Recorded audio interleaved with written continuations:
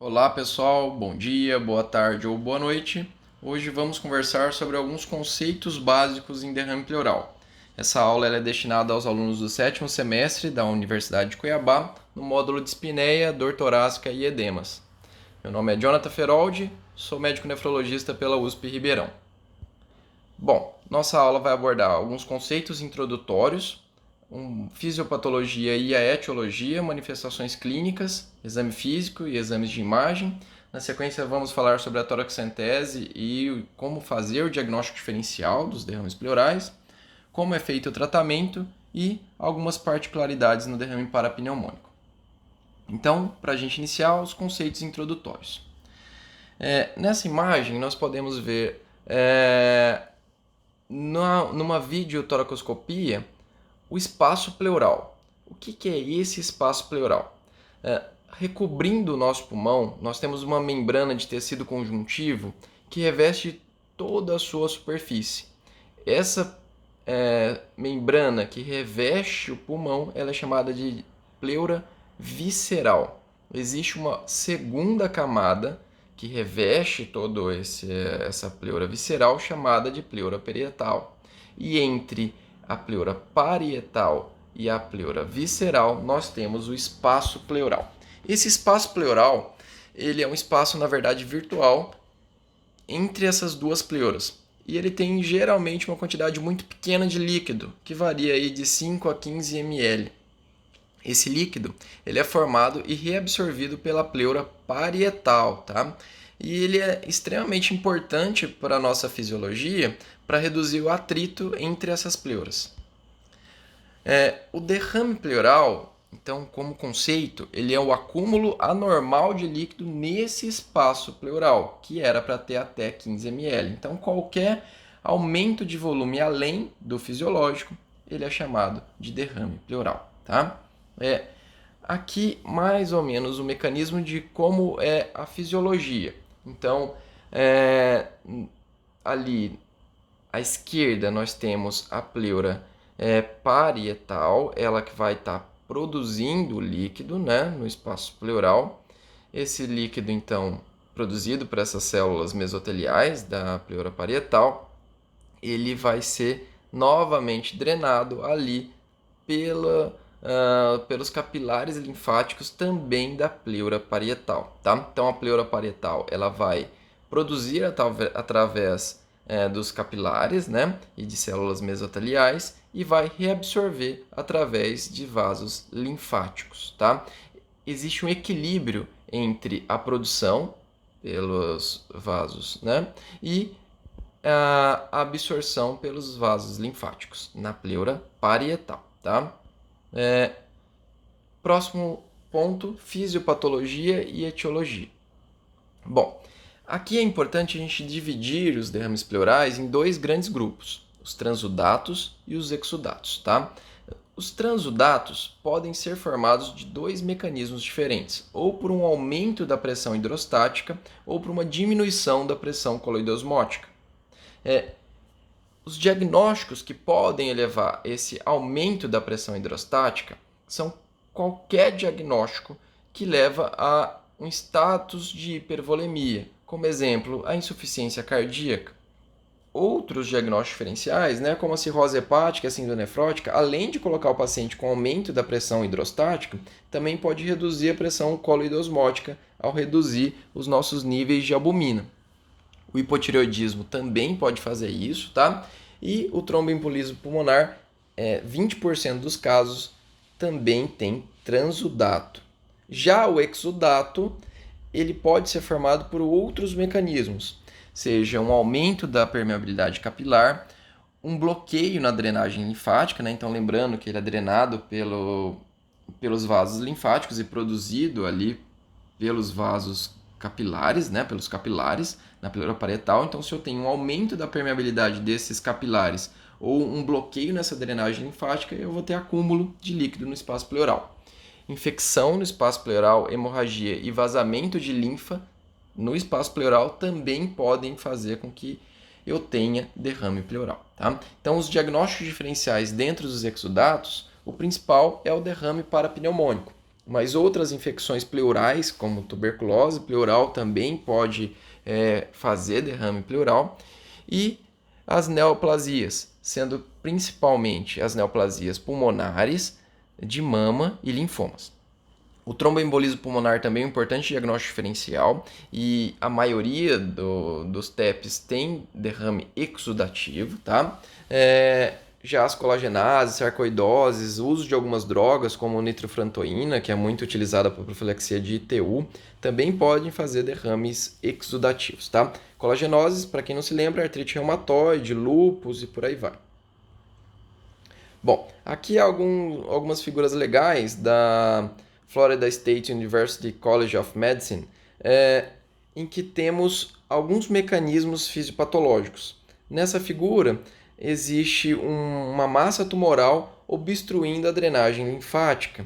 Então, à esquerda, vocês podem ver essa massa tumoral obstruindo a drenagem linfática e à direita, a imagem do derrame pleural sendo feito ali no espaço pleural, tá? Aqui uma imagem de uma videotoracoscopia com uma doença, né, com uma tumoração ali no espaço pleural, da pleura parietal. Outro mecanismo seria na inflamação, né? Então qualquer situação que leva à inflamação da pleura vai aumentar a permeabilidade capilar, fazendo com que mais líquido seja acumulado ali no nosso espaço pleural. Outra etiologia importante, e que acaba sendo muitas vezes transudativo, é o acúmulo de líquidos de outros espaços no espaço pleural. Aqui nessa imagem, um exemplo de acúmulo de líquido acítico, talvez num paciente com cirrose, né? Então, um paciente com cirrose, com uma ascite de grande volume, ele também pode ter derrame pleural por um caminho, né, dessa ascite ao espaço pleural, tá? Bom, e como que é a clínica e o exame físico de um paciente com derrame pleural? Geralmente, derrames pequenos, eles são assintomáticos. Quando o derrame ele fica um pouco maior, o paciente já pode ter dispneia e tosse, que são os sintomas mais relatados, né? Principalmente a tosse. A dispneia vai depender, lógico, do tamanho, do volume, né, desse derrame pleural. Quanto maior o volume, mais dispneia esse paciente vai apresentar. Já a dor torácica, ela pode vir do tipo pleurítica, ou seja, é aquela dor em que numa inspiração profunda você vai sentir essa dor, tá? Ela vai denotar ali uma inflamação da pleura, tá? E ela acaba desaparecendo com o aumento do derrame pleural. Então, um derrame pleural muito volumoso, você não tem mais essa dor do tipo pleurítica. Podemos ter também, nos grandes derrames, a trepopneia, que o que é? É uma falta de ar, né? Uma dispneia, quando o paciente ele fica em decúbito lateral com um lado do derrame pleural voltado para cima. Isso acaba comprimindo o pulmão contralateral e o outro pulmão já está telectasiado e o paciente vai sentir uma grande dispneia, uma grande falta de ar, tá? Isso para os derrames volumosos. Já o oposto, se o paciente fizer decúbito lateral com o lado do derrame pleural voltado para baixo, ele tem uma melhora da dispneia. No exame físico, os derrames volumosos, nós podemos ter maciez à percussão, redução ou abolição do murmúrio vesicular e ausência do frêmio tóraco-vocal. Se o derrame ele for muito volumoso, nós também podemos ver no exame físico um desvio contralateral da traqueia. Aqui eu não consegui uma imagem legal para mostrar isso, mas temos ali à esquerda uma imagem de uma radiografia com derrame pleural desviando a traqueia, né, para o lado contralateral. E também podemos ver abalamento dos espaços intercostais, isso no derrame muito volumoso. E nos exames de imagem, como que a gente consegue evidenciar? Então aqui um exame de imagem, né, uma radiografia de tórax em incidência póstero-anterior, tá? Vocês podem ver no meu canal uma aula sobre radiologia torácica com o Dr. Douglas, a aula está muito boa, tá? Então aqui nós temos uma radiografia normal em PA, tá? E num paciente que tem um derrame pleural, então ali à direita nós temos o esquema de como seria esse derrame pleural, ele começa a ter um velamento do seio costofrêmico do lado do derrame, tá? Esse velamento ele aparece quando esse derrame ele tem pelo menos 175 a 200 ml de líquido pleural, tá? Lógico, Nessa radiografia o paciente teria muito mais do que isso, tá? Mas vejam vocês ali no tórax à direita desse paciente, desculpa, o tórax esquerdo desse paciente, em que ele tem um pequeno derrame pleural, ali provavelmente já fazendo velamento do seio costofrênico, já com derrame ali com mais de 200 ml. Aqui uma outra imagem, né, um derrame pleural maior, em que dá para a gente ver a parábola de Damasor com mais evidência. A radiografia também pode ser feita em outras incidências, como perfil ou incidência de Laurel. Na incidência em perfil, o velamento do seio costofrênico posterior ele aparece com pelo menos 75, 100 ml de líquido no espaço pleural. Então vejam que a incidência em perfil ela é mais inicial, né? A gente consegue ver derrames muito menores na incidência em perfil. Infelizmente, a maioria dos colegas acabam pedindo apenas incidência em posterior anterior e tendo mais experiência em interpretação da incidência posterior anterior, mas a incidência em perfil ela consegue ver derrames menores, tá?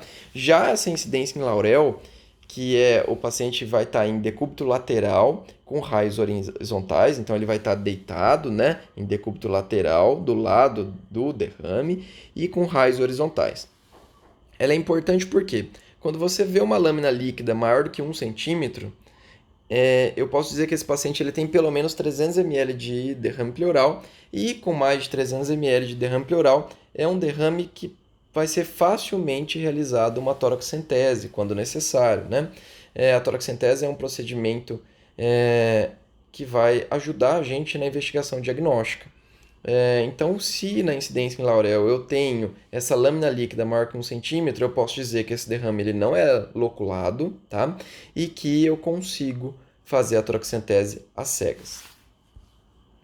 Já a tomografia de tórax é o exame de imagem mais sensível, ele consegue ver derrames acima de 10 ml, então mesmo o derrame fisiológico ele consegue ver, tá? E ela vai ser importante para a solicitação ser solicitada, né, para o diagnóstico diferencial. Então, quando a gente está investigando a causa desse derrame pleural. Aqui à esquerda, a gente vê na janela de mediastino um derrame pleural pequeno, bilateral. Bom, e a toraxentese, que eu já citei, como que ela é feita? Então, a toraxentese ela é um exame diagnóstico, né, que nós vamos lançar mão quando a gente não sabe a causa desse derrame pleural, então ela vai ser muito importante para o diagnóstico diferencial. Como que é feito esse procedimento? O paciente é preferencialmente posicionado sentado, com tórax inclinado para frente e com mãos e braços apoiados em uma superfície. Geralmente a gente coloca um travesseiro para ele apoiar para ficar mais confortável, porque é um exame que às vezes demora um pouquinho. E nós puncionamos na região subescapular, ou a depender do tamanho do derrame, a gente pode puncionar um pouquinho acima ou um pouco mais abaixo, tá? Eu geralmente me guio ali pela escápula e vou logo no espaço abaixo do espaço escapular. Nós podemos fazer a percussão e naquela região em que há a transição para maciez, nós consideraremos que ali é o início do derrame pleural e eu posso puncionar logo ali ou um pouco abaixo, tá? Para não correr riscos. A punção ela é feita com um gelco e é utilizada a borda superior do arco costal inferior. Isso porque logo abaixo dos arcos costais nós temos o feixe vasculo nervoso. Então é por isso que nós usamos a borda superior do arco costal inferior, tá? Nós podemos fazer também com o paciente deitado, mas isso é reservado para os pacientes que estão acamados ou que têm um grande volume de derrame pleural, tá? Então, preferencialmente a gente faz com o paciente sentado. A toraxentese, aqui uma imagem à esquerda, em que nós vemos uma toraxentese sendo feita na prática. Então ali vocês podem ver uma coloração bem turva do derrame pleural, né, do líquido pleural, e isso já ajuda a gente a pensar nos diagnósticos diferenciais. E por fim, uma imagem à direita, em que nós vemos um esquema, né, de uma toraxentese sendo feita guiada por ultrassom. A toraxentese guiada por ultrassom ela é especial importância nos derrames menores, em que o diagnóstico diferencial ele é importante, então que a gente tem que fazer a toracocentese, e nos derrames loculados, em que fazer as cegas acaba sendo arriscado, tá? Então, sempre que possível, fazer a toracocentese guiada por ultrassom nestes casos, e lógico, se você tem no seu serviço um ultrassom à disposição, fazer a toracocentese guiada por ultrassom é muito mais seguro, tá?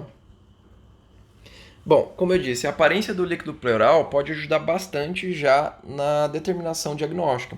Então, um líquido turvo, um líquido com pus, né, ele provavelmente é secundário a empiema, infecção. Já um líquido com aspecto de sangue, ele é devido ao hemotórax. Um líquido mais leitoso, branco, ele pode ser quilotórax, mas pode ser também empiema, né, pode ser pus. Um líquido serossanguinolento é quando acontece a mistura de líquido pleural com sangue. Isso pode acontecer por acidente de punção, tá? Mas no acidente de punção, você vai ter primeiro o líquido mais serossanguinolento e quando você vai fazendo a punção, né, contínua, esse líquido vai se tornando mais seroso. Então, isso é acidente de punção. Já quando o líquido realmente ele é serossanguinolento, ele vai estar serossanguinolento do início ao fim. E por fim, o líquido seroso, ele é o líquido pleural normal. Então, nos transudatos, nós esperamos ver líquido seroso, na maioria dos casos, tá? Já agora, a diferenciação entre transudato e exudato. Lembram na fisiopatologia? Então, é muito importante para o meu diagnóstico diferencial é determinar se o meu líquido ele é transudativo ou exudativo, porque isso vai mudar a nossa linha de raciocínio para saber o diagnóstico diferencial. Para isso, nós utilizamos os critérios de Light. Então, nos critérios de Light, nós temos 3 critérios e a presença de qualquer desses critérios positivo fala a favor de um exudato, tá? Então, o primeiro critério seria uma divisão entre a proteína do líquido dividida pela proteína sérica, que se for maior do que meio, eu falo que isso é um exudato, tá? Segundo parâmetro seria o LDH, né, a desohidrogenase lática do líquido dividido pelo LDH sérico, maior que 0,6, isso fala a favor de exudato. E o terceiro critério seria um LDH do líquido pleural maior que 2/3 do limite superior da normalidade sérica. Isso vai depender do laboratório, mas em geral o limite superior é 300, então um LDH maior do que 200 no líquido pleural fala muito a favor já de um exudato, tá? Qualquer critério de Light positivo fala a favor de um exudato. No entanto, se eu tenho apenas um critério de Light positivo, eu posso ter um falso positivo. E aí eu posso lançar mão de uma outra variável, que é o gradiente soropleural de proteína. Tá? Nós usamos muito esse gradiente derrame na CIT. Então, quem já estudou a CIT sabe que a gente utiliza o GASA, que é o gradiente soro menos a CIT. Aqui no derrame pleural, nós usamos o gradiente soro menos o derrame pleural. Isso de proteína, tá? Não é de albumina, diferente do GASA, né? Então, a proteína sérica menos a proteína do líquido, se ela for maior do que 3,1, mesmo com um dos critérios de Light positivo, a gente já pode pensar que seja mais provável ser um transudato, tá? Então, esse gradiente soro-pleural, ele vai ser importante quando eu tiver um critério de Light positivo e mesmo assim eu achar que possa ser um falso positivo e seja, na verdade, um transudato, tá? A gente não costuma fazer ele de praxe, mas se houver essa situação em que eu acredito que seja um transudato e o critério de Light deu como exudato, eu posso lançar mão desse gradiente, tá? Bom, o líquido também pode ser mandado para outras análises, como pH, glicose, celularidade total diferencial, bacterioscopia, BAR, culturas e histologia oncótica. Tudo isso vai depender de qual é o diagnóstico que você está imaginando antes da coleta do líquido. Então, quando você não sabe realmente qual é o diagnóstico do seu paciente, nós costumamos mandar o líquido pleural para todas essas análises. Tá? Então, na bacterioscopia, nós vamos ver por coloração de Gram se existe bactérias Gram positivas ou Gram negativas. Sempre vamos solicitar o BAR para ver aí se existe a possibilidade de ser tuberculose. Vamos encaminhar para as culturas, vamos encaminhar para a citologia oncótica. Aqui eu trouxe para vocês uma tabela. Essa tabela ela é do Medcurso, mas ela está bem bacana. em que nós temos as etiologias, aparência e algumas observações em relação ao derrame pleural. Tá? Bom, chegando já na parte de tratamento, o tratamento ele vai depender muito da causa base. Então, se é uma doença oncológica, nós vamos tratar o câncer desse paciente. Se é uma insuficiência cardíaca, nós vamos tratar a insuficiência cardíaca desse paciente. Geralmente, nos derrames transudativos, o tratamento ele vai envolver o uso de diurético de alça. E nós podemos fazer radiografias seriadas a cada 1 ou 2 dias para a gente ver se está sendo efetivo, né, o nosso tratamento com diurético de alça. Entenda, furosemida, tá? Nós usamos muito esse tratamento na insuficiência cardíaca e na síndrome nefrótica. Mas, por exemplo, um derrame transudativo para um hipotireoidismo, nós vamos usar levotiroxina, tá? Então, sempre tratar a causa base. Nos pacientes que têm derrame pleural volumoso e que estão em franca dispneia, nós podemos lançar mão da toraxentese de alívio, ou seja, é uma toraxentese não para fins diagnósticos, mas sim para eu drenar uma quantidade de líquido desse espaço pleural, fazendo com que eu tenha uma reexpansão pulmonar, tá? Só que muito cuidado, porque existe o risco do edema de reexpansão. O que é isso? Quando você faz uma toraxentese de alívio, né, em que você drena mais do que 1 litro e meio de derrame pleural, você vai ter uma rápida reexpansão pulmonar, e essa rápida reexpansão pulmonar de um pulmão que estava atelectasiado vai liberar uma série de citocinas inflamatórias, e que essas citocinas inflamatórias podem aumentar a permeabilidade capilar, levando a uma síndrome de desconforto respiratório agudo, ou seja, um edema pulmonar não cardiogênico. É uma situação muito grave porque nós não temos um tratamento e muitas vezes esse paciente pode ser até necessário ser entubado. Então, uma toraxentese que era para aliviar um quadro de dispneia pode colocar o seu paciente com necessidade de uma intubação orotraqueal, tá? Então, quando forem fazer a toraxentese de alívio, evitem drenar mais do que 1 litro, 1 litro e meio. Podemos também colocar dreno de tórax.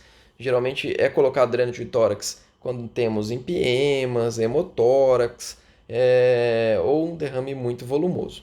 E por fim, naquele derrame pleural, principalmente oncológico, em que ele está sendo toda hora refeito, nós podemos fazer um procedimento chamado pleurodese. O que é a pleurodese? Nós vamos induzir a fusão, né, dos folhetos pleurais, ou seja, a pleura visceral e a pleura parietal vão se tornar grudadas. E isso acontece após a instilação de alguma substância irritativa. Então, essa substância pode ser talco, pode ser doxiciclina, pode ser bleomicina, tá? Depende do cirurgião torácico e do que ele tem disponível no serviço dele, tá? E isso vai fazer com que ocorra a fusão, então, desses folhetos pleurais, não sendo mais possível acumular líquido nesse espaço pleural. Isso é usado, então, como uma estratégia no derrame pleural de repetição. Por fim, vamos falar aqui sobre particularidades no derrame parapneumônico, ou seja, no derrame da pneumonia. Então, o derrame parapneumônico ele pode ser simples ou não complicado, né? Complicado ou empiema. No derrame parapneumônico simples, ele é um líquido estéril, geralmente ele é pequeno ou de moderado volume. Esse derrame simples ele não requer drenagem e a resolução dele é espontânea com o tratamento da pneumonia. Então, eu tenho um paciente com pneumonia, eu posso fazer ali uma toraxentese diagnóstica, né, se ele tem um derrame pleural, e se for um derrame parapneumônico simples, eu não preciso fazer drenagem torácica, tá?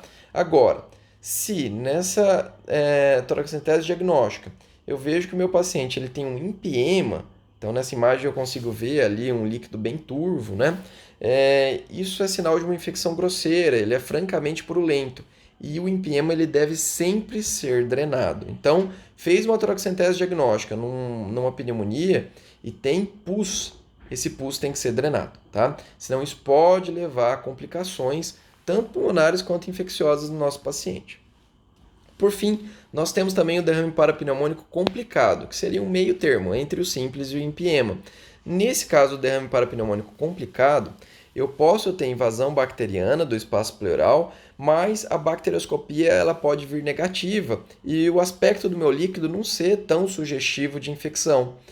E aí, mandando para análise de glicemia, pH e LDH, Se a minha glicose do líquido for menor que 60, meu pH do líquido menor que 7,2 ou que esteja entre 7,2 a 7,3 e um LDH maior do que 1000, isso vai indicar para mim que eu tenho bactéria nesse líquido que está consumindo essa glicose, reduzindo esse pH e elevando esse LDH, e aí é necessário fazer a drenagem torácica, tá? Então, no derrame parapneumônico complicado, em que eu tenho algum desses critérios, eu faço drenagem torácica. Bem, pessoal, uma aula bem curta, tá? Então, muito obrigado pela atenção de todos e até uma próxima aula. Até breve. Tchau, tchau.